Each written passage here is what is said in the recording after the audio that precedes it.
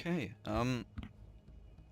I won't be playing as much of the beta as I had hoped, since I've had much to do, but Essence Strain is pretty much the same, it seems, in 3.0 as it has always been, but with the buff to Mind over Matter, I really feel it's a much more interesting node now, so I will be recommending to play Mind over Matter from the second time you ascend and until you can afford re-rolling CI.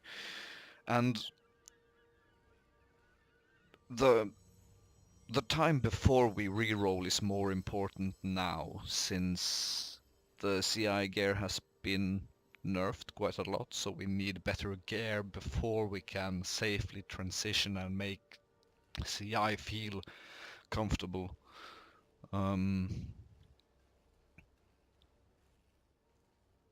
So as you can see now, I'm level 76.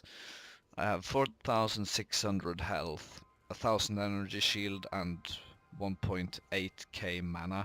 I have a bit too much mana compared to life at the moment, but this character is, well, leveling at the moment, so the values won't be very well balanced, and I can still grab a lot of life at the Scion life tree.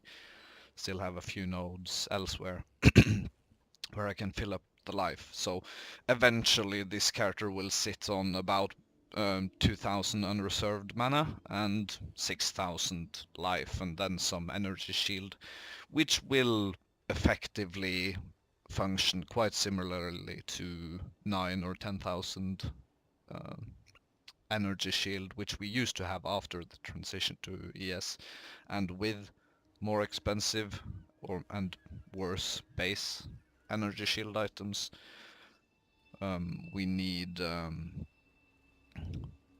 higher values on it before it's worth transitioning at all. I'll be running a few Mind over Matter based maps, well, just one, to show off how efficiently it works. I'm still leveling, so my ED tooltip is 12k basically on the dot, so it's nothing to brag about. And of course the Arcane Surge is new. We are slotting that definitely into our setup.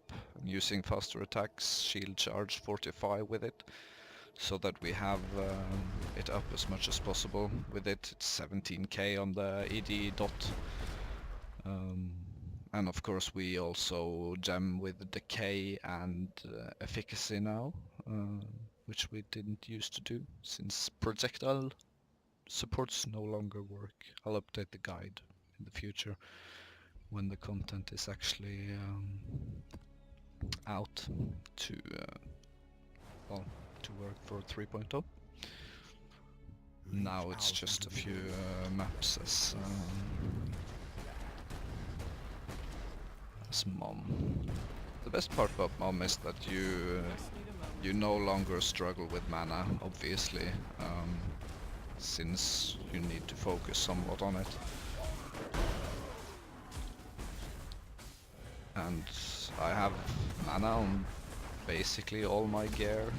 My gear isn't very good. I'm using one unique Immortal Flesh, this one, which provides quite a good regen. I think I get 30 mana regen from it after things are added.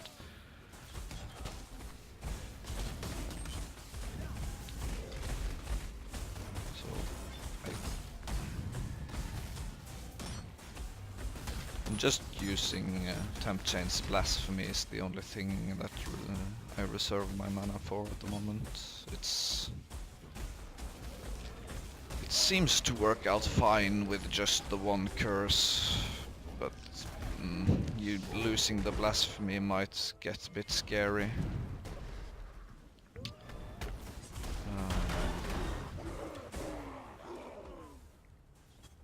I don't know what I just said, just got home from work, so I'm a bit tired. I was supposed to say losing the enfeeble might get a bit scary. And I also initially thought that we'd get, there we go, the walk, the Ether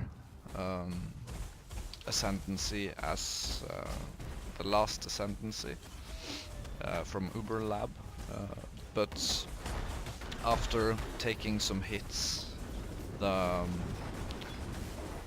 mana recharge clock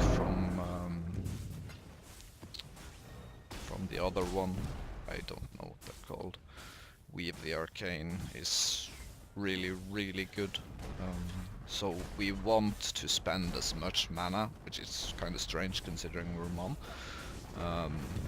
so that, well, we want to spend mana as often as possible, so that it regens mana for us.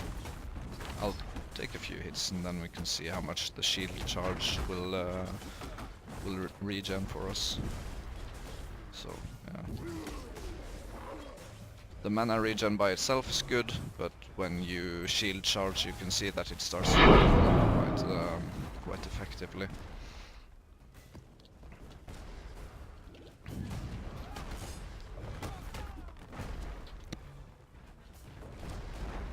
So we want our shield charge to cost mana, just to keep the regen. And of course, like with everything else, bosses take a lot more time now.